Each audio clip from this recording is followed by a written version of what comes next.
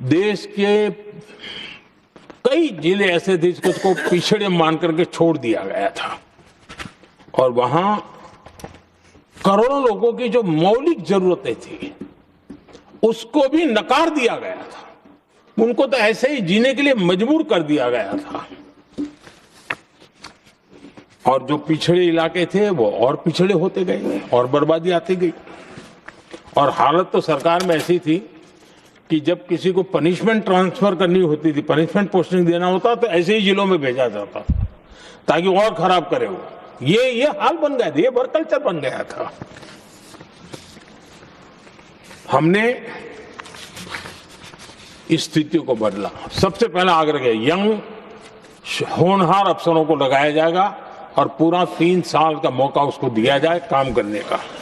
एक के बाद हम निर्णय किए और आज देखिए किसी समय छत्तीसगढ़ का हमारा बस्तर एस्पिरेशन डिस्ट्रिक्ट में था, आज वो बस्तर पूरे देश में बस्तर ओलंपिक के नाम से चर्चा में है।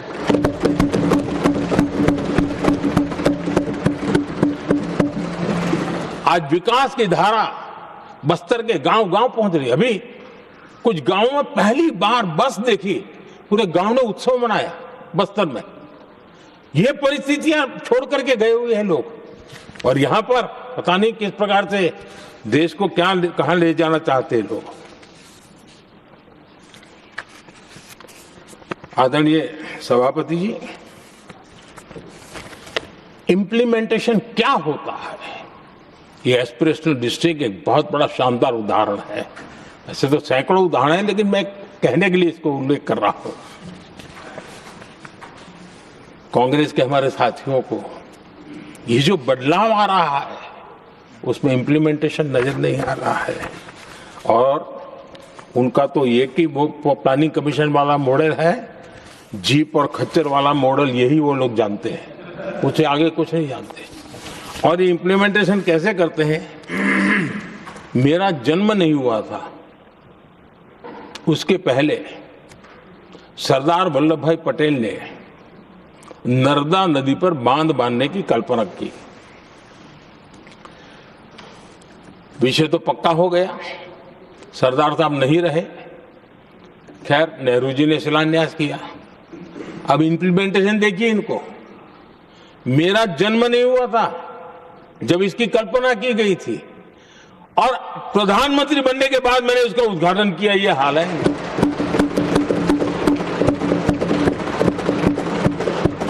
और उनका इंप्लीमेंटेशन देखिए, मुझे मुख्यमंत्री रहते हुए